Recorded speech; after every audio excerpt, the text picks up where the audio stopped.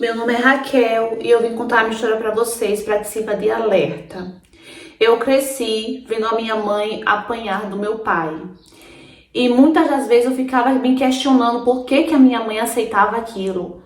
Por que que a minha mãe continuava naquele relacionamento? Porque eu sempre tive minha mãe como meu maior exemplo. A minha mãe era uma grande mulher. Gente, sem exagero, não é porque é minha mãe que eu tô falando isso, não. Eu tô falando isso porque realmente ela era uma grande mulher. Ela sempre foi uma mãe exemplar, uma boa esposa, dona de casa, sempre fazendo ali as coisas pro meu pai, se preocupando com meu pai. E meu pai tratava a minha mãe como se fosse um lixo. E eu simplesmente não conseguia entender. Quando eu fiz 11 anos, eu comecei a questionar ela do porquê ela aceitava aquelas surras, do porquê que ela aceitava aquela vida. E eu pedia para ela deixar o meu pai. Eu falava, mãe, deixa ele, vamos viver nossa vida. Eu também não gostava do meu pai, porque eu cresci vendo aquela situação. E o meu pai, ele também nunca foi um homem assim de me dar amor, carinho.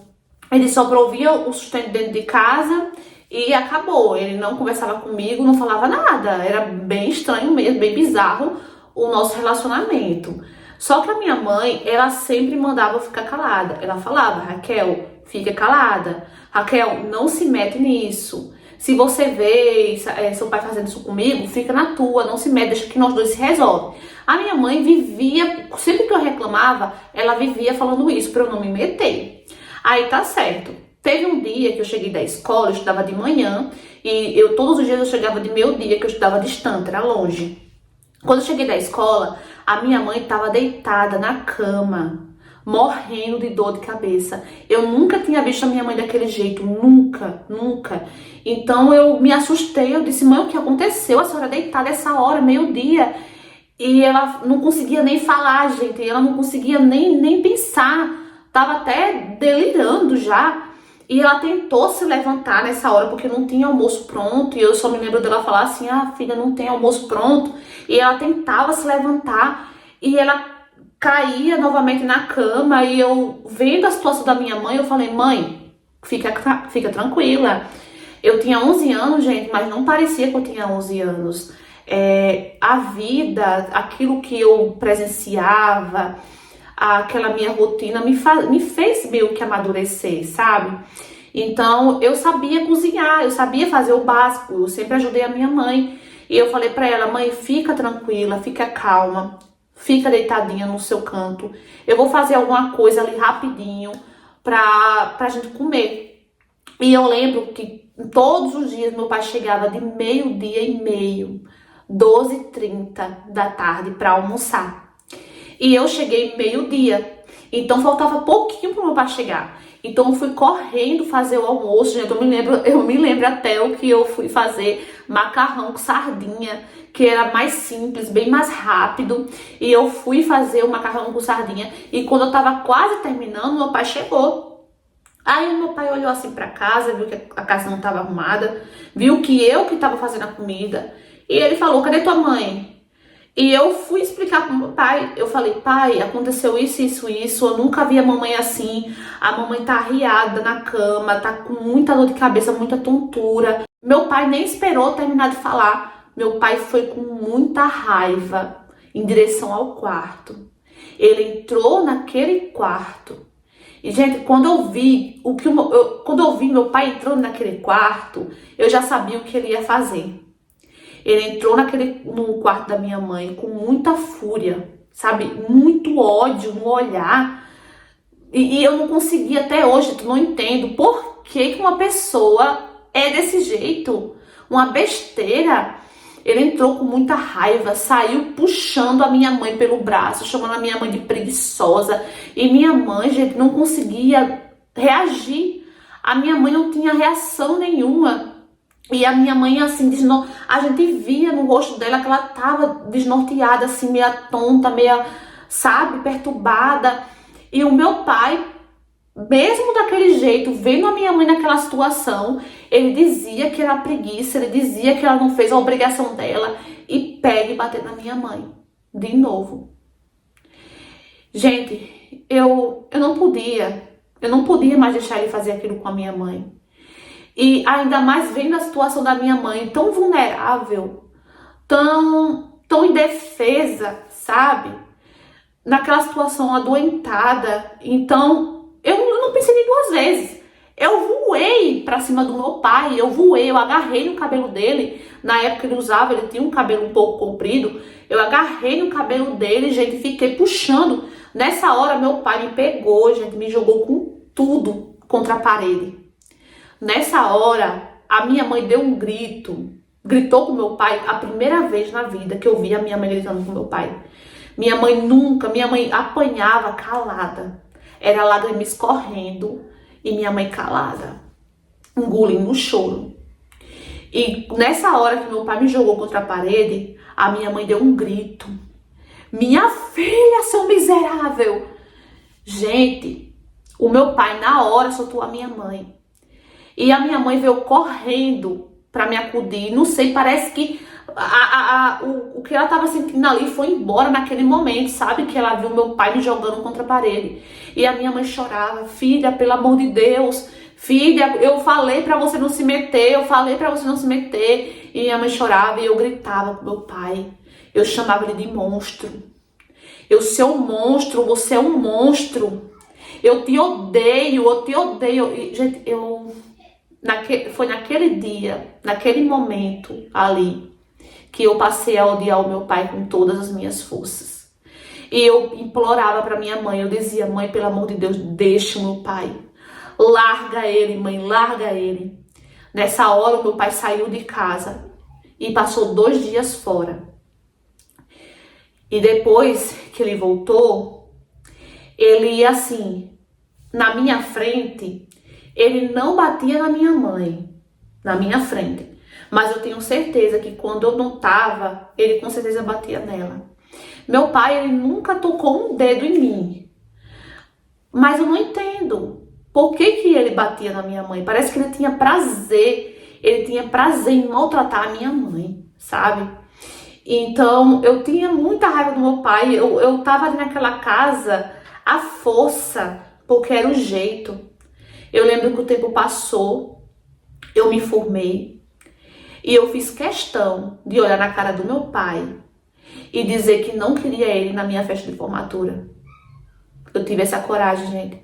Eu cheguei, eu olhei bem pra ele e falei assim, eu não quero que você bote os pés na minha festa de formatura. E nisso a minha mãe sempre foi um anjo. Minha mãe tentava apaziguar a situação. Minha mãe dizia, filha, isso não se faz, é seu pai. Filha, ele tem que ir, não tem cabimento nenhum eu ir, seu pai não ir. E o meu pai, ele mandou a minha mãe calar a boca nessa hora. Ele falou assim, cala a boca, você vai. Eu faço questão que você vá. E nisso, eu senti que meu pai ele ficou um pouco abalado com aquilo. Mas eu nem me importei. Eu tinha raiva dele. Eu não gostava dele de jeito nenhum. Aí tá certo, a minha mãe foi pra minha formatura, meu pai não foi, ficou em casa. Passados anos, a minha mãe ela faleceu com problema renal. E eu lembro que foi a pior dor da minha vida. Eu nunca senti tanta dor na minha vida, gente, juro. Tanta dor quando a minha mãe faleceu. E nisso, eu não quis mais contato com meu pai. Eu não quis mais jeito nenhum. Pra mim não fazia mais sentido viver ali perto dele. Então eu fui embora até de estado, porque eu não queria mais contato com meu pai, de jeito nenhum. Então, nesse outro estado, eu construí a minha vida. Eu vivi refiz a minha vida. E passados anos, eu conheci o Luiz. Um cara muito simpático, muito bacana. Só que eu tinha um pouco de receio. E assim, a gente ficou muito tempo namorando. A gente ficou 2 anos namorando. E nesses 2 anos o Luiz me perturbando pra casar. E eu contei a minha história pro Luiz. Eu contei pra ele que se um dia ele tocasse um dedo em mim, aquilo eu não ia ficar calada. Que eu não era boba, que eu não era besta. Que eu não era mulher de apanhar de macho. E eu falava isso, sempre frisava isso pra ele. No dia que você tocar em mim, você me paga. Eu faço uma loucura. E ele achava graça, sabe? Ele achava graça, ele ficava rindo, levava na brincadeira. E eu falava pra ele, eu não tô brincando, eu tô falando sério.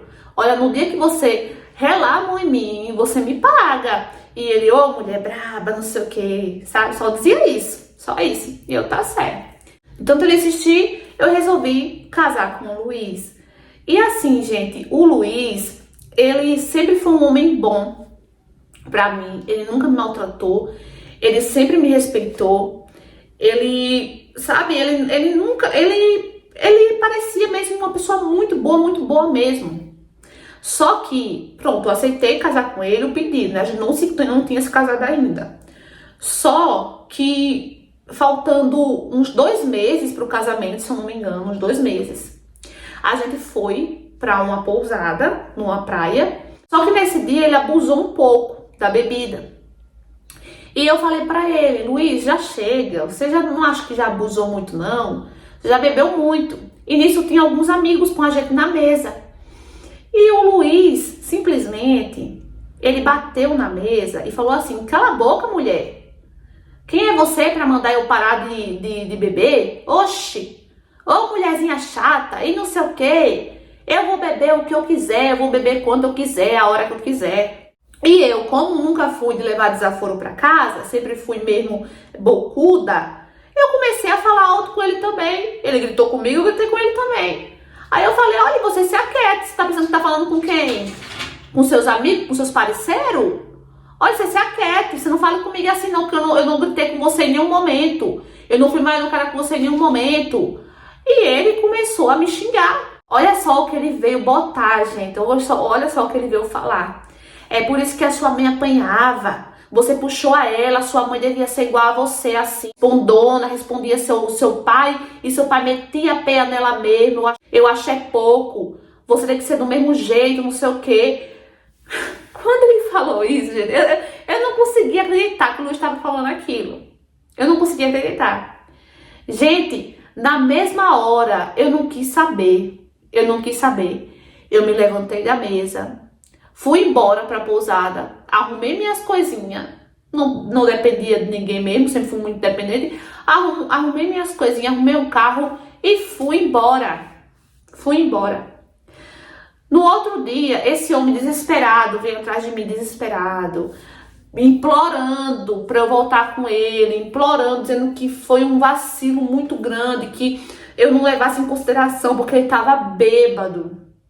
Gente, pra mim, a pessoa, ela bêbada, quando tá bêbado, ela faz o que ela gostaria de fazer quando não estivesse, né? Só que a bebida dá coragem pra ela fazer aquilo. E eu falei pra ele que de jeito nenhum que eu não voltava, que tava tudo acabado, casamento, nem pensar. Gente, eu caí fora. Eu não quis nem saber do Luiz mais. De jeito nenhum, porque se ele fez aquilo comigo, bêbado, ele pode, com o tempo, com o costume, ou até mesmo depois do casamento, com pouquíssimo tempo de casamento, ele podia fazer coisa pior comigo. Então eu não paguei pra ver. E outra coisa que me magoou que o Luiz falou, gente, foi colocar a minha mãe no meio daquilo. Entendeu? A minha mãe, ele não precisava colocar a minha mãe naquele meio, daquela história. E muitas pessoas me criticaram por causa disso. Disseram que eu tava sendo exagerada, que aquilo foi sem querer, que ele não fez por mal. Mas eu não quis papo, gente, não quis papo. Muitas pessoas me apoiaram, falaram, é isso aí mesmo. Se ele fez isso com você, nem casado tava ainda, imagine quando se casasse, né? Então foi um sinal muito grande. Foi um sinal que eu peguei assim, ó, e caí fora. E é isso. É por isso que eu conto essa minha história pra vocês, pra que sirva de alerta, pra vocês ficarem atentas nos sinais. A Fanny, ela sempre fala aqui na questão de você analisar os sinais, né? E eu acho isso bem bacana, porque eu tenho orgulho de dizer que eu prestei muita atenção nos sinais, no primeiro sinal, na verdade, que ele me deu, porque ele sempre foi um homem bom, muito simpático, educado, entendeu? Mas no primeiro sinalzinho que ele deu, meu amor, já caí fora, eu não dei mais chance não, eu não esperei não, tipo, eu vou esperar mais um tempo pra ver se ele faz isso novamente, pra ver se ele não faz. Meu filho, eu caí fora mesmo. Então é isso que eu quero dizer pra você, meu amor. Caia fora. Se você estiver namorando, se relacionando, conhecendo alguém, faz pouco tempo, faz muito tempo, preste atenção, porque ninguém consegue fingir ser uma coisa que não é. em algum momento ele vai dar o sinal, ele vai dar o primeiro sinal. E você vai estar preparada, você vai estar atenta para conseguir perceber esse sinal e pular fora, assim como eu pulei. E então, amigos, o que é que vocês acharam dessa história? Mais uma história real, enviada por uma inscrita. E nossa, gente, uma salva de palmas para essa mulher, para essa maravilhosa. Eu amei o seu relato, meu amor. É isso mesmo. Eu sempre falo aqui, eu sempre deixo muito bem claro sobre você ficar atenta aos sinais. Uma pessoa, como ela falou tudo no final, uma pessoa ela não consegue sustentar um personagem por muito tempo. Uma hora ou outra, a ficha dela cai, a ficha dela não, a máscara dela cai, né, na verdade. A máscara cai e você vai conseguir ver o primeiro sinal. E você tem que estar pronta, você tem que estar bem psicologicamente, entendeu? Pra você conseguir perceber esse sinal e cair fora, assim como ela também caiu. Essa história, gente, é muito importante, traz uma grande lição, um grande alerta. Espero que muitas de vocês possam se beneficiar desse relato, tá bom? Muitas de vocês possam ser ajudadas, tá? Eu amei. Deixa aqui nos comentários o que vocês acharam dessa história, da atitude dela. Assim, o que eu tenho pra dizer pra você, meu amor, é pra você não guardar rancor no seu coração, tá? Se seu pai fez isso, seu pai, ele com certeza vai pagar por tudo que ele fez, entendeu? Mas esteja com o coração limpo. Muitas seguidoras comentam aqui em alguns vídeos, né, que perdoar não significa conviver. Perdoar é só para você ter aquele alívio, aquela paz no seu coração, aquele sossego no seu coração, entendeu? Então, perdoe seu pai. Não guarde esse rancor no seu coração, né? Como você falou, você ainda sente isso pelo seu pai, mas não faça isso, faça a sua parte, faça o bem, não é? Faça a sua parte, perdoe seu pai, seja uma pessoa boa, e isso é que importa, né? E quem sabe um dia, seu pai, não sei se ele se arrepende do que fez, né? Porque você não falou mais com ele, mas quem sabe um dia ele possa te procurar falando pedindo perdão por tudo que ele fez com sua mãe, com você, né? E é isso, meu amor. Só amei sua história, né? Mas esse é o conselho que eu te dou, tá bom? Pra você perdoar o seu pai. Mas também, se você não consegue conviver com ele, né? Você também não é obrigada. Mas não guarde esse rancor, tá bom? E é isso, meus amores. Comenta aqui embaixo o que vocês acharam. Curta, comenta, compartilha. Se você for novo aqui do Paraquedas, meu beijo, inscreve aqui embaixo. Ative o sininho da notificação da opção todos para não perder a história. Um beijo e até o próximo vídeo. Tchau!